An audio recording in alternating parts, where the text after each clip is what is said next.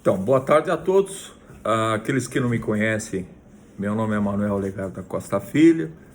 Eu tenho a oportunidade de exercer atualmente a função de tabelião substituto aqui no cartório da capital, né? E nós vamos concluir, né, com o início, nós vamos concluir o tema que nós iniciamos no nosso último encontro, que foi a resolução 35 do CNJ, né? Muitos devem estar se perguntando por quê. Manuel, por que você começou com essa resolução, tratar de inventários, divórcios, separação pela via extrajudicial, né? Aí, no nosso último encontro, eu tive a oportunidade de fazer um breve histórico na linha do tempo, né? Como que foi alargada a competência dos tabeliões de notas, né, dentro deste contexto, né? Só para lembrar, isso, a reforma do judiciário, que foi objeto de uma emenda constitucional 45/2004, né?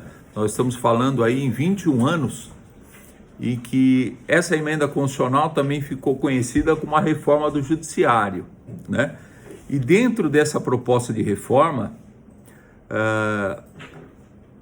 houve alteração de muitos dispositivos constitucionais, principalmente relacionados ao Poder Judiciário e ao Ministério Público, né? E destacando-se nesse ano o Conselho Nacional de Justiça, né? Que nos é hoje tão afeto aí com tantas normativas que são direcionadas aos tabelionatos, aos registradores, né? Então, dentro desse contexto, né, nasceu, eu falei no nosso último encontro também, a Lei 11.441 de 2007, né, que autorizava a lavratura de inventário, partilha e divórcio no extrajudicial, né? Aí nós estamos diante daquela ideia da extrajudicialização, ou seja, a partir do momento que se confere ao tabelião, se reconhece a sua capacidade, né? Nós estamos aqui abrindo uma nova porta, né? Muitos gostam de valer da expressão da justiça multiportas, né? O judiciário realmente já não é mais aquele único local para se promover aí o conflito, né? A resolução desses conflitos, sendo muitas questões ao longo desses anos trazidas para o cartório de notas.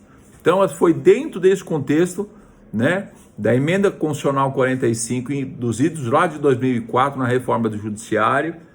Depois, aí em 2007, também por iniciativa do Poder Executivo, houve essa proposta dessa possibilidade desses inventários extrajudicialmente, e no mesmo ano, o próprio CNJ já criado, né, e já preparando os cartórios para dar início à lavratura desses atos, ele acabou por promulgando aí a resolução 35 de 24 de abril de 2007, tá? Essa resolução, ela teve várias alterações promovidas por outras resoluções nos idos de 2010, 2013, 2016, mas o que eu faço convite hoje aqui mesmo, já que eu forneci uma cópia da resolução para vocês, é que a gente ficássemos adstritos nesse nosso encontro com as novidades da resolução 571, né, de 26 de agosto de 2024, do ano passado, né? Essa realmente foi uma revolução que permitiu não só a lavratura de inventários e divórcios extrajudiciais, mas agora com menores incapazes, né? O inventário também, já a regulamentação com testamento, ainda como novidades desta resolução 571, a possibilidade de alienações de bens do espólio pelo inventariante, né? Desde que justificada aí o pagamento dessas despesas. Houve aí também, nessa toada aí, a extinção do Instituto da Separação Judicial, Há quem diga na separação judicial, na verdade, há muitos que sustentam que ela já foi objeto de extinção quando da emenda constitucional número 66 de 2010, né? Mas aí nós vamos ver quando nós estivermos tratando sobre o divórcio, né, na leitura dessas disposições da resolução, nós falamos isso. E com a extinção, né, como figura autônoma da separação judicial, nasceu para nós uma nova atribuição, uma nova possibilidade de lavratura de outro ato, que é justamente o quê? É a escritura declaratória de separação de fato, né? E então você pode ver que essa resolução 35 é muito rica, e notadamente por força dessa resolução número 571 de 2024, muitos temas nós somos obrigados a se debruçar para que a gente realmente tenha condições para praticar esses atos, não só, é claro, tendo conhecimento do direito material, das normas de serviço do nosso Estado, mas principalmente da Resolução 35 e das normativas, né, emanadas do Conselho Nacional de Justiça diante de tantas alterações que nós conversamos, né? Então, nós falamos também no último encontro que havia aquela dúvida se é livre escolha do tabelião ou se aplica a regra de competência dos artigos 48 e 53 do Código de Processo, né? Então, a resposta, na verdade, se dá aí no artigo 1º da Resolução 35, que fala livre a escolha do tabelião de notas, não se aplicando as regras de competência do Código de Processo Civil. Praticamente é o artigo 1º dessa resolução que já inaugura trazendo isso. Aqui eu faço apenas também uma observação com relação à legislação. A conhecida Lei dos Notários e Registradores, a 8935/94, também em seu artigo 8º, reafirma aí justamente a livre escolha do tabelião de notas, qualquer que seja o domicílio das partes ou lugar da situação dos bens, objeto do ato ou negócio, tá? Então, só realmente nós reafirmarmos a livre escolha, essa previsão nessa nossa lei dos notários e registradores, porém, aqui eu já começo a fazer algumas exceções, só para nos chamar a atenção que dentro desse contexto da lavratura dos atos notariais, nós temos agora regras de competência das escrituras eletrônicas, aquelas que os senhores lavram aí através da plataforma do e-notariado. Aí nós temos aí já algumas regrinhas de competência para serem observadas para a prática desses atos, né? Vocês vão pegar lá no Código de Normas, lá no artigo 302, vai falar o tabelião de notas da circunscrição do imóvel ou do domicílio do adquirente compete de forma remota e com exclusividade lavrar as escrituras eletronicamente por meio do e-notariado. Também uma outra questão muito recorrente: estou fazendo o inventário com vários imóveis, qual das circunscrições dentro do território nacional é competente? Esse mesmo artigo, no parágrafo 1º, fala que quando houver mais imóveis de diferentes circunscrições no mesmo ato notarial, é competente para a prática de atos remotos o tabelião de qualquer delas, né? E também, no parágrafo 2º, fala que o imóvel localizado no mesmo estado da federação do domicílio do adquirente, este poderá escolher qualquer tabelião de notas da unidade federativa para a lavratura do ato, tá? Então, veja só, se no primeiro momento nós temos, né, a premissa que é livre a escolha do tabelião, nós temos em relação a algumas ressalvas com relação aos atos eletrônicos, tá? Então, fica aí essa dica apenas do artigo nosso 302 do nosso Código de Normas, que é o provimento 149 do CNJ, e aí vamos seguir.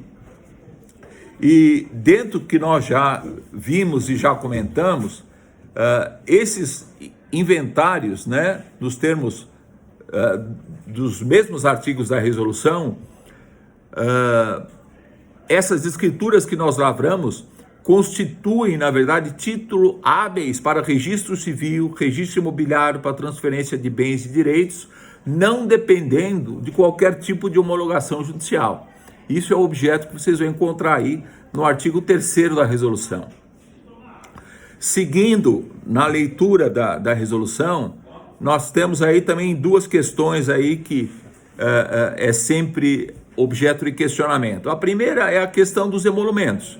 As emolumentos, a resolução apenas traz um apontamento que é vedada a fixação de elementos em percentual incidente sobre o negócio, né? Uma vez que nós temos uma lei de emolumentos que estabelece faixas com valores mínimos e máximos, tá? Isso é o que está no artigo 5º da resolução 35 do CNJ. Uma outra questão que também já vimos, vamos repetir aqui de forma rápida, é a questão da gratuidade, né? Tanto nos artigos 6 e 7 da resolução 35, que trata da gratuidade, é sempre um tema bastante difícil de ser tratado, porque tanto nos artigos 6 e 7 eles falam que a gratuidade prevista na norma adjetiva compreende as escrituras inventário, partilha, divórcio, separação de fato e extinção de união estável.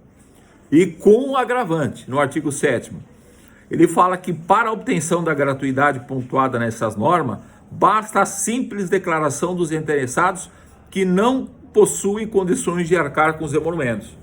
Poxa, como eu vou fazer, Manuel? O advogado está me trazendo um divórcio com partilha de bens, e aí como é que vai ficar realmente essa questão da gratuidade, se isso for objeto de questionamento, tá? Na verdade, é sempre muito bom lembrar que existe, ao par dessa gratuidade, eu poderia dizer,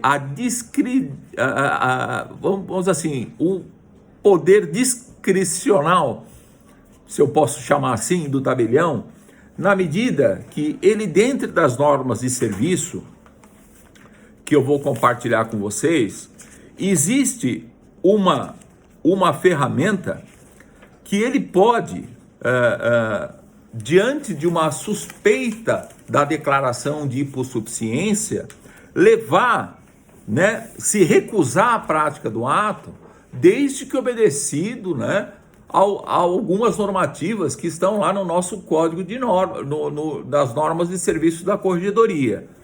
Para ser mais específico, é o item 80.2 do capítulo 16 do tomo 2, que fala assim: se o tabelião de notas motivadamente suspeitar da verossemelhança da declaração de pobreza, comunicará o fato ao juiz corregedor permanente por escrito, com exposição de suas razões para as devidas pertinências. Então, o que eu vos convido é que, ao procedermos à leitura do artigo 6 e 7, né, da resolução que trata da gratuidade de uma forma tão simples assim, eu gostaria que os senhores fizessem uma leitura mais sistemática, não só com critérios estabelecidos dentro do Código de Processo, no artigo 98, como nas normas de serviço da corregedoria. Então, é muito importante, né? É claro, basta a declaração? Basta, mas também nós temos um juízo, né?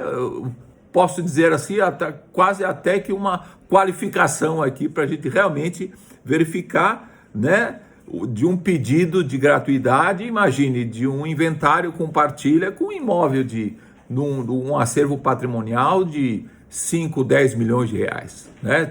Realmente são coisas totalmente incompatíveis.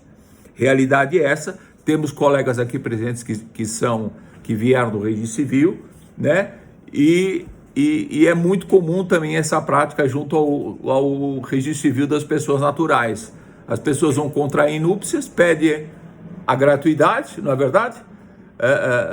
Assina lá o atestado de pobreza e no dia da celebração do registro civil já tem equipe contratada de filmagem, fotografia, ou seja, um comportamento totalmente incompatível, né? Ela faz um evento e pede gratuidade, né? Então, guardadas as devidas proporções, prudência, senhores, sempre prudência. Claro que temos essa previsão de gratuidade por mera declaração, mas sempre eu recomendo aos colegas que a gente tenha essa prudência de também saber ouvir e também expor os nossos motivos, né, justificando aí a nossa recusa na não lavratura. Agora, dando continuidade na resolução 35, só para retomar alguns itens interessantes sobre a obrigatoriedade no inventário da nomeação do inventariante, né? Nós comentamos alguns artigos do Código de Processo Civil no nosso último encontro, né? Que eu vou ressaltar algum deles porque eu acho pertinentes com relação à lavratura de inventários extrajudiciais dentro da nossa serventia. Primeira coisa, é obrigatória a nomeação do inventariante? É. Se aplica ou não a ordem estabelecida, né, no Código de Processo, no artigo 617? A resposta é negativa, tá? Nós, no extrajudicial, não somos obrigados a seguir aquela ordem de chamamento estabelecida pelo artigo 617. Também um novo, falando ainda da nomeação de inventariante, é muito importante os senhores recordarem que, segundo a resolução, ficou bem claro que ela é o termo inicial do procedimento de inventário extrajudicial. Por que essa observação é tão importante no nosso dia a dia? Veja só, se a lavratura de uma escritura de nomeação de inventariante, ela precede a lavratura de inventário e partilha, quando nós falamos que ela é termo inicial, é que aqui no nosso estado, a Secretaria da Fazenda, quando lá no inventário, se vocês forem preencher a declaração do ITCMD, né, para o recolhimento do imposto causa-mortes, hoje nós já temos um campo específico no site da plataforma do Governo do Estado de São Paulo, que nos permite, no momento do recolhimento, indicar se houve ou não a lavratura da escritura de nomeação do inventariante. Com que propósito? Porque se ocorreu o fato gerador, o falecimento, e dentro dos 60 dias, vamos admitir, já foi lavrado uma ação, uma escritura de nomeação de inventariante, esse termo inicial vai fazer com que, quando os senhores estiverem lavrando o inventário, não haverá incidência da multa, mesmo que a lavratura do inventário ocorra meses ou anos depois. Mas o termo inicial começou com essa nomeação de inventariante. A título de curiosidade, né, para saber, por que os 2 meses? Por que se fala em 60 dias? Da onde saiu essa normativa? Está na resolução? Está nas nossas normas? Não. Isso é uma previsão do Código de Processo Civil, no artigo 611, que ele fala lá, o processo de inventário de partilha deverá ser instaurado dentro de 2 meses a contar da abertura da sucessão, ultimando-se nos últimos 2 meses subsequentes. Isso, na verdade, está dentro do Código de Processo, é aplicado aos processos judiciais também, tá? Mas essa questão dos 2 meses, no extrajudicial, tem um reflexo tributário. Por quê? Quando a gente tiver a oportunidade de se debruçar na lei do ITCMD, né? E ver os prazos para o recolhimento, né? Por exemplo, recolhimentos do imposto até 60 dias, tem um desconto lá de 5% sobre o imposto devido, até 90 dias, uma outra regra. exceder os 90 dias, multas que vão de 10%, podem chegar a 20%, né? Sem falar, é claro, lamentavelmente, na incidência de juros de mora, multa de mora e atraso na protocolização. Muito embora essa não seja o universo do extrajudicial, mas quando ao gerar esse imposto, de forma lamentável, esse atraso também é computado. Só para a gente então seguir com a nomeação de inventariante e ressaltar, né, as novidades que eu propus no começo desse nosso encontro da resolução 571. Possibilidade de levantar quantias. Isso já foi uma resolução de 2022, foi a resolução 452. O termo inicial também nasceu dessa mesma resolução. A novidade trazida, que é objeto, né, da nossa exposição hoje, é o artigo 11A da resolução 35, que prevê o que? A possibilidade de alienação dos bens do espólio para pagamento de despesas. Então, nós vimos no nosso último encontro que o inventariante lá, a partir do artigo 11A e seguintes, ele está autorizado, independentemente de autorização judicial, né, obedecido a alguns requisitos, que nós vamos rever de forma bastante breve, né, a promover, inclusive, alienação de bens para o pagamento dessas despesas, tá?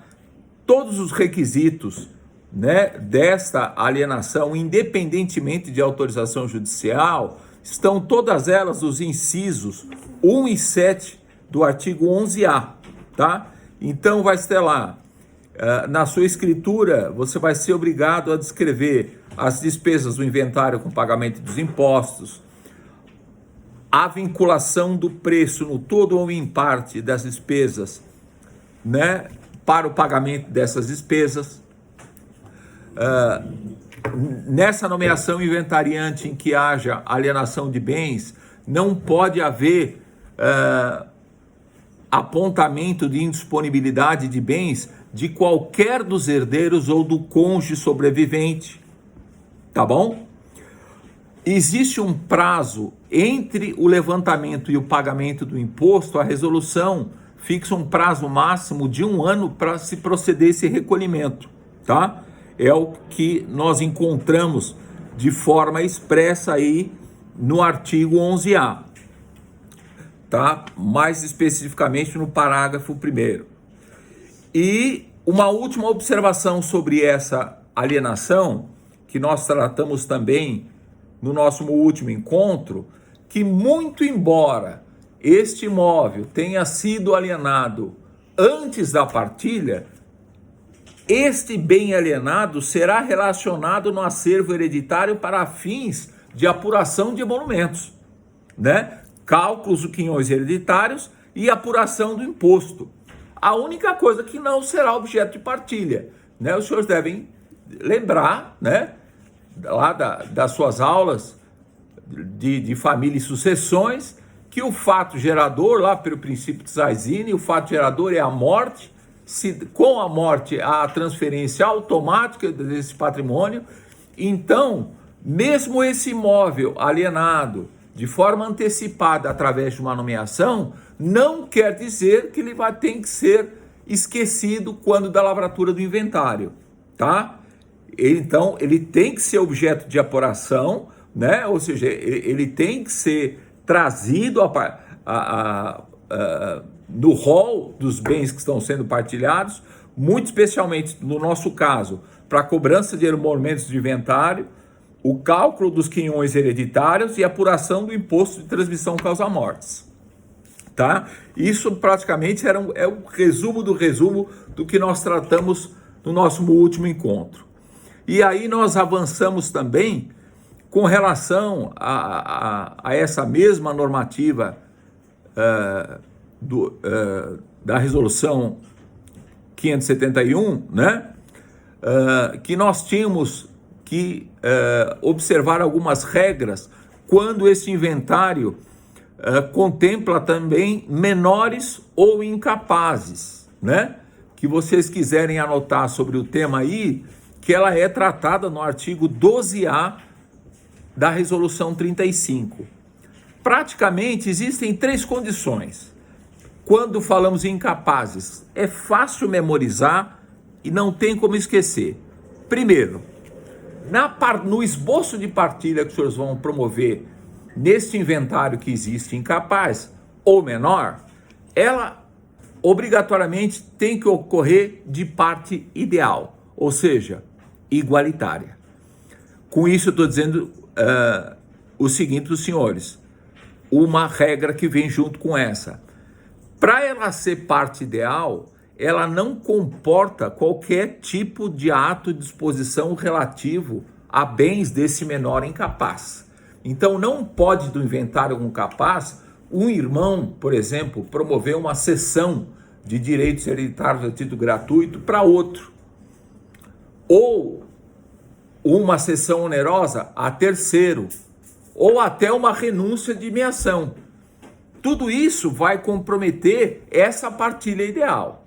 Se está certo ou se está errado, ou se realmente essa norma veio com muito rigorosa, né, em fazer cotas idênticas para todos os herdeiros, eu acredito que num futuro não muito distante, nós vamos avançar no sentido de poder demonstrar ao Ministério Público, né, visto que as nossas escrituras com menores estão condicionadas à manifestação favorável do Ministério Público. É o que está lá no artigo 12A.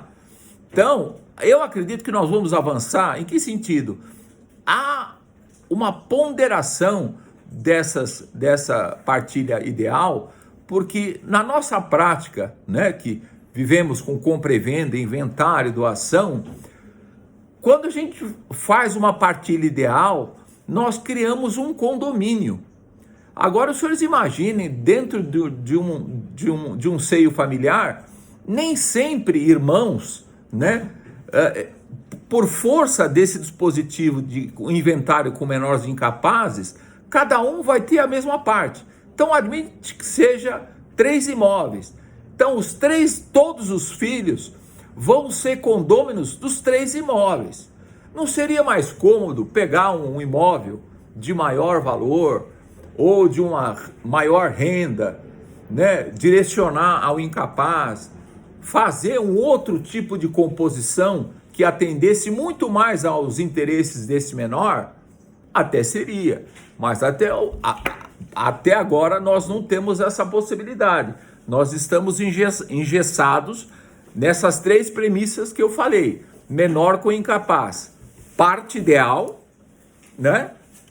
Manifestação do Ministério Público, não haja disposição relativa a bens do menor e, é claro, que haja consenso entre as partes e assistência do advogado, tá? Todas essas questões são tratadas no artigo 12A. Ainda,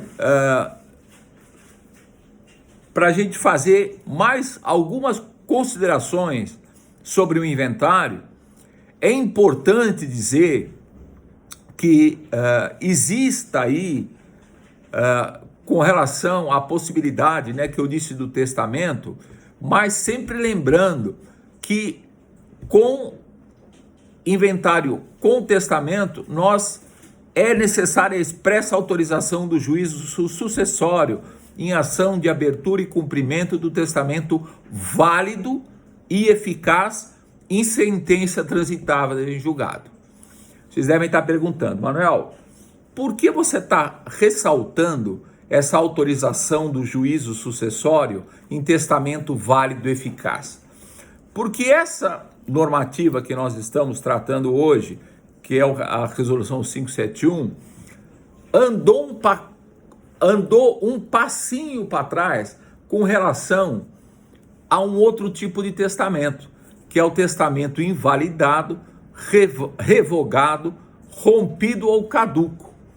Antes dessa resolução de agosto do ano passado, quando o tabelião recebia um testamento E ele identificava, por exemplo, uma das hipóteses de caducidade. Estão lá no artigo 1939 do Código Civil. Olha, o bem legado ao herdeiro, né, ao único herdeiro, foi alienado. Então, essa disposição desse legado está caduco. O tabelião poderia prosseguir com a lavratura de escritura. Agora, de agosto do ano passado para cá, nós também, se o testamento foi revogado, rompido, em caso de testamento cerrado, caduco ou invalidado, esta ineficácia também tem que ser reconhecida por sentença com trânsito em julgado nesta mesma abertura e cumprimento de testamento, tá? É um retrocesso? É, mas foi objeto de alteração por força dessa resolução. Outras disposições do inventário que nós comentamos, né? Aquelas verbas que eram destinadas, que eu até mencionei com vocês, que é uma lei até bastante antiga, né? Que é a lei 6.858/80, que fala para as verbas desta lei, é também admissível a escritura de inventário e partilha. Que verbas são essas? Gente, fundo de garantia, saldo de salário, PIS/PASEP, restituição no imposto de renda, né? Pode parecer curioso que às vezes eu já fui consultado por vários colegas, ou até inclusive também de colegas advogados, com essa dúvida. Olha, o falecido deixou só o fundo de garantia como bem a ser inventariado. Pergunta-se, é obrigatório o inventário? Não. Através ainda dessa lei, vocês podem depois, se tiverem curiosidade, é uma lei com 2 artigos apenas. Ele diz que através de uma mera autorização judicial, o que seria, no passado se chamava um alvará independente, se podia proceder o levantamento dessa quantia sem obrigatoriamente fazer o inventário, tá? Mas trazendo essa legislação para a nossa resolução, que é objeto da nossa discussão, é só lembrar que essas verbas hoje também podem ser trazidas para o inventário. O advogado perguntou, olha, tem fundo de garantia, PIS, saldo do salário, restituição de imposto de renda, posso inventariar? Pode, a resposta é positiva. Por fim, é claro, o artigo 15 da resolução fala a respeito dos tributos, né? E quando eu falo tributos, é sempre lembrar o artigo 15, né? Que o recolhimento, ele sempre deve ser antecedente à lavratura. Não se pode lavrar a escritura, por favor, sem recolhimento prévio dos tributos incidentes sobre o ato, né? Nesse mesmo inventário é admitido o reconhecimento, aí vocês vão ver no artigo 19, né? A possibilidade de reconhecimento do meação do convivente, né? Coisa que não havia, então, esse reconhecimento. As nossas normas também seguem a mesma redação dessa resolução, né? Ao permitir que os herdeiros possam não só reconhecer a existência de união estável, que até então, enquanto o casal eram vivos, não estipularam nenhuma avença, nenhum pacto, nenhum contrato, é possível nesse inventário esses herdeiros reconhecer não só a existência da união, como também o direito da meação de eventual convivente sobrevivente, tá? Ainda, seguindo a leitura da resolução, agora já no artigo 25, falando da possibilidade de bens objeto de sobrepartilha, isso já é pacífico, já não tem muito segredo. Seguindo aí a sua resolução, o artigo 29, que veda a lavratura de inventários e partilhas referente a bens localizados no exterior, né? Aqui eu só deixo aqui apenas uma provocação, quando um dia a gente falar de testamento, né? Até que ponto a gente pode tratar no testamento sobre sucessão de bens que eventualmente o testador possua em outro país. De que forma nós vamos tratar isso? Né? Porque já existe a previsão que esses bens, o inventário desses bens não vai ser processado, nem via cartório, nem via judicial. Então, eles poderiam ser objeto da declaração de um testamento? Aí nós vamos ver com calma as possibilidades e, é claro, sempre seguindo as orientações aí da plataforma que todos os senhores têm disponível aqui no Cartório Toledo, né? Do portal Hotmart, das aulas maravilhosas do meu querido, estimado amigo, excelente substituto, professor Davi Dabuim. E ele tem aí um conteúdo vasto para que vocês se preparem, se atualizem, né? E esse tema de testamento também, ele trata com muita propriedade, com muita sabedoria. Então vale a pena o convite também ao estudo continuado, né, da nossa proposta de grupo de estudo, de formação continuada, é que realmente esse curso não terá fim. É para daqui para frente, porque tantas novidades, tantas novas atribuições nos são conferidas, né? Vez que reconhecido o tabelião, claro, através dos seus prepostos, a sua competência, né? A sua qualificação, né? O criterioso concurso que lhe concede aí esse poder delegado, que é exercido em caráter privado, né? Já compartilhei com os colegas também uma apostila sobre a teoria geral da nossa atividade, no sentido de que a gente possa dar os primeiros passos para conhecer mais, né? Aonde trabalhamos, o que fazemos, qual a natureza dos atos que praticamos, tá bom? Então, para a gente avançar, antes de de concluir com o divórcio e a separação de fato, eu só queria chamar a relação a dois itens aqui com relação aos companheiros que foram também trazidos no artigo 18 da Revolução. Tenham em mente uma coisa, senhores.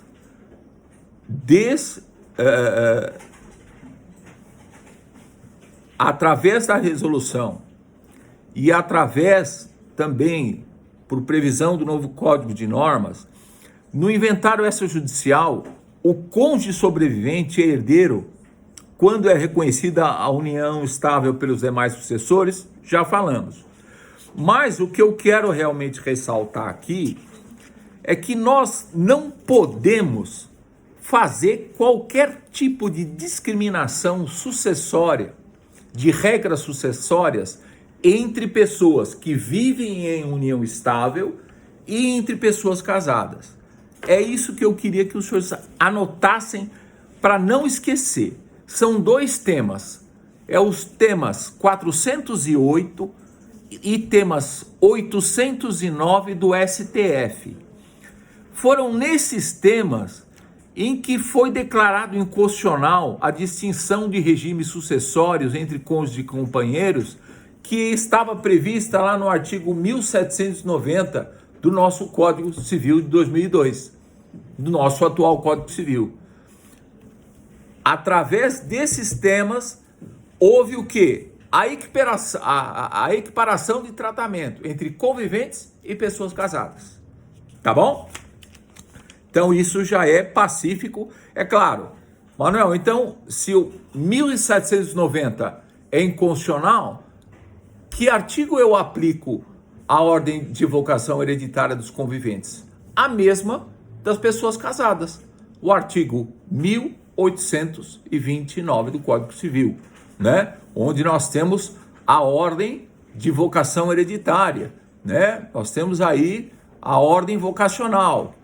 Na ausência de disposição de última vontade, serão chamados, serão sucedidos, lá as pessoas, o rol, lá os descendentes, em concorrência com o sobrevivente, aos ascendentes, ao cônjuge sobrevivente, né? Aos municípios, e aí, quando tratarmos aí de um encontro falando sobre sucessão legítima e testamentária, nós vamos falar muito sobre esse artigo 1829, tá bom? Para concluir agora, com divórcio e separação de fatos. Divórcio. Voltando na mesma questão. Com menores e incapazes. Anotem aí o seu artigo 34, parágrafo 2º.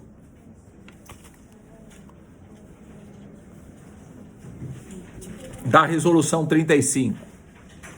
Tá? Quais são as condições? Vou estabelecer praticamente 3 itens para vocês não esquecerem: divórcio com menores. Obrigatoriamente, para você poder lavrar um divórcio com menores, tem que haver prévia resolução judicial de questões referentes: guarda, visitação e alimentos de menores. Isto está no artigo 34, parágrafo 2º da resolução. Fora isso, há de haver um consenso entre as partes, é óbvio, é consensual, senão eles não estariam num tabelião de notas, a presença do advogado e a inexistência do processo judicial em curso. A partir do artigo 34, vocês vão ver também outras questões que são do seu dia a dia. Vocês já lavram, né, declarações, escrituras de divórcio ou extinção de união estável, né, com alguns requisitos, né, como ao artigo 34, lá que vocês estão cansados de saber que as partes devem ainda declarar ao tabelião, na mesma ocasião, que o cônjuge virago não se encontra em estado gravídico, ou ao menos tenha conhecimento, certo? Ainda no seu divórcio, né, a declaração das partes que estão cientes do divórcio, com firme propósito de pôr fim à sociedade conjugal, isso está aí no artigo 35 da sua resolução. Havendo bens aí a serem partilhados, aí no artigo 37, fala que é dever nessa partilha se identificar o que é comum, o que é bem particular de cada um dos divorciandos. Com relação aí também a uma outra parte prática, que aqui eu reporto aqui aos colegas do nosso setor de atendimento ao público aqui, o comparecimento das partes, ela é obrigatória na escritura de divórcio. Em outras palavras, eles podem ser representados por procuração? Pode ou não? Pode, tá lá. Tá lá, artigo 36. E essa procuração tem algumas peculiaridades que a gente vai ver quando um dia se reunir e conversar sobre procuração. Mas eu já posso adiantar que é possível a escritura, sendo admissível ao divorciando se fazer representar por um mandatário constituído, desde que por instrumento público com poderes especiais.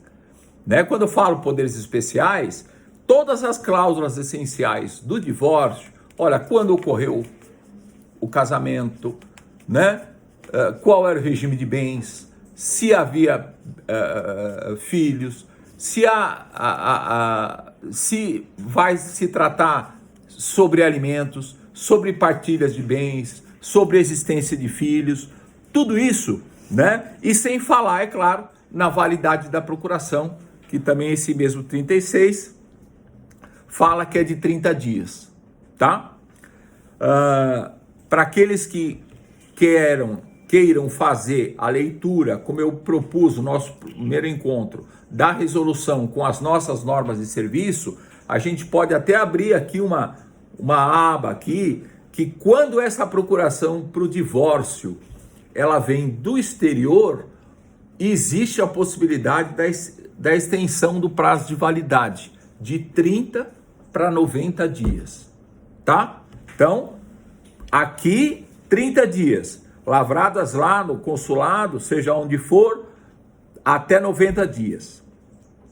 Com relação ao sigilo nas escrituras de divórcio, nós já estamos realmente já firmados que não há sigilo, né, segundo o artigo 42 dessa mesma resolução, né?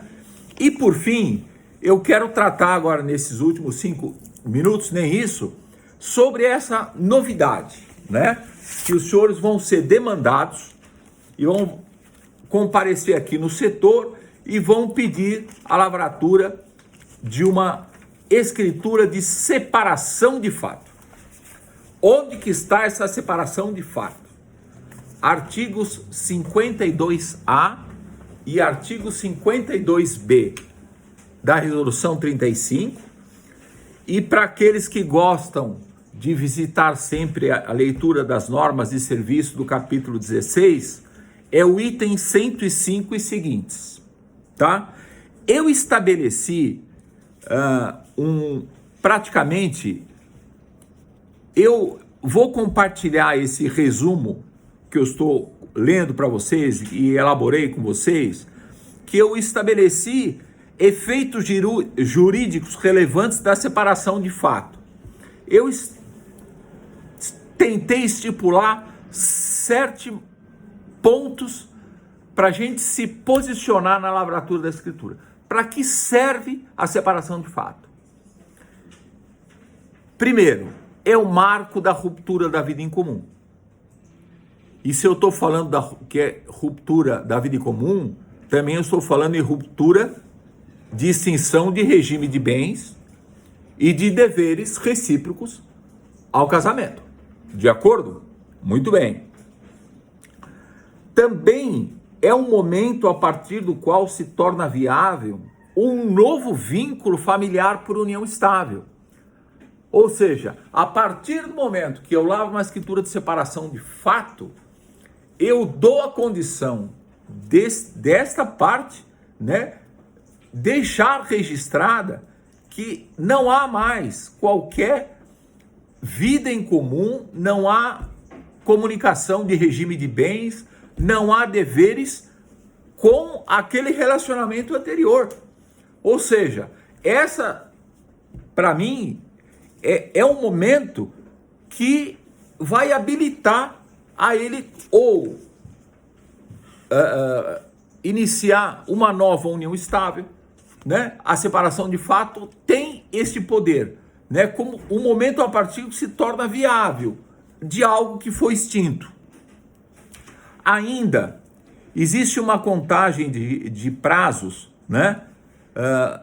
Para a prescrição aquisitiva da usucapião familiar.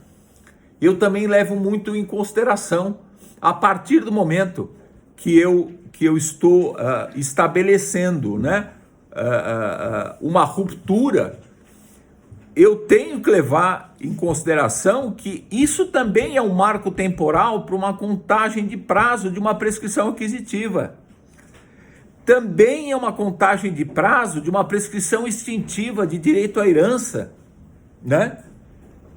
Lá naquela previsão do artigo 1830, de 2 anos, lá do STF, tá? Dentro dessa separação de fato, é muito comum vocês associarem a separação judicial. Aí vem a pergunta, Manuel, e a separação judicial? Eu posso, uma pessoa vai me procurar aqui no tabelionato, lavrar uma escritura de separação judicial? Ela ainda existe no nosso ordenamento? Isso eu quero que vocês tenham anotado e guardado. É um tema, se vocês quiserem anotar, é o tema 10.053 do Supremo Tribunal Federal. Ele deixa bastante claro que ele diz o seguinte, que após a promulgação da Emenda Constitucional 66 de 2002, a separação, primeiro, já não é mais requisito do divórcio. Concordam comigo? Aquele prazo de 2 anos que eram previstos anteriormente, isso não existe mais. E nem tão pouco subsiste como uma figura autônoma no nosso ordenamento. Então, com essa diretriz do STF, como instituto autônomo, ele não existe mais. Agora, vocês vão também, a partir do item 105 e seguintes, ver disposições relativas à separação e a possibilidade também da conversão, né, da separação judicial em divórcio ou extrajudicial em divórcio, né? Isso já é um outro tema, né, que era por alguns doutrinadores, eles, quando havia aquele prazo, os doutrinadores então gostavam muito de usar a expressão divórcio direto e divórcio indireto. Divórcio direto é aquele comprovado prazo, se dissolve o vínculo, ou por conversão, que seria o divórcio indireto. Mas essa diferença doutrinária não é mais significativa. E agora eu termino com 4 itens só para vocês assinalarem nesse material que eu passei para vocês, que tratam aí sobre a separação de fato. O artigo 52A fala lá: a escritura de declaração de separação de fato consensual deverá se ater, prestem atenção, exclusivamente ao fato de que cessou a comunhão plena de vida entre o casal. Nada mais. É praticamente uma escritura pública declaratória. A separação de fato consensual é a constatação que cessou a comunhão plena de vida. Da mesma forma, existem também requisitos que vocês vão encontrar no artigo 52B da mesma resolução. Quais são os documentos que eu vou pedir para apresentar? Certidão de casamento, documento de identidade oficial, certidão de nascimento ou documento dos filhos, se houverem, certidão de propriedade de imóveis, caso haja feito alguma partilha, né? E a semelhança do divórcio, também anotem lá que a regrinha é a mesma do divórcio. Na separação, de fato, temos também aquela questão da inexistência de gravidez do cônjuge virago ou desconhecimento da circunstância. Então, se no divórcio tem, na separação de fato, esse mesmo requisito se repete no artigo 52B, letra H. Tá? Penúltimo item a ser mencionado, para darmos palavras à nossa querida Brenda, que vai nos auxiliar e muito aqui nos nossos encontros. Artigo 52C.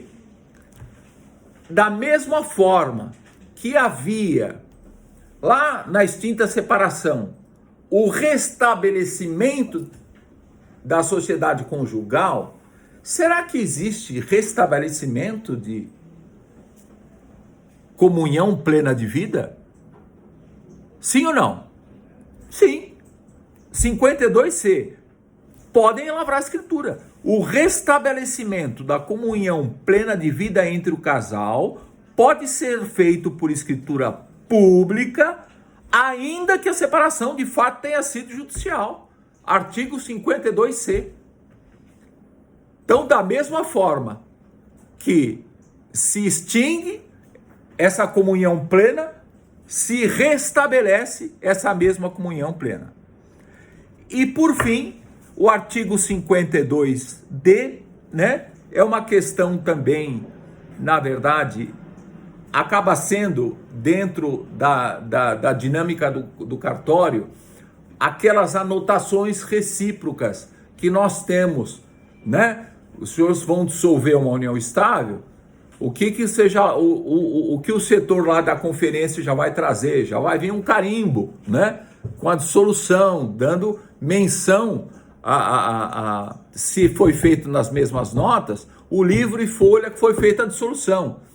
Aqui na separação de fato, e tanto o restabelecimento, se a separação de fato foi lavrada aqui nessas notas, também tem que ser anotada que foi restabelecida. Então, aquelas mesmas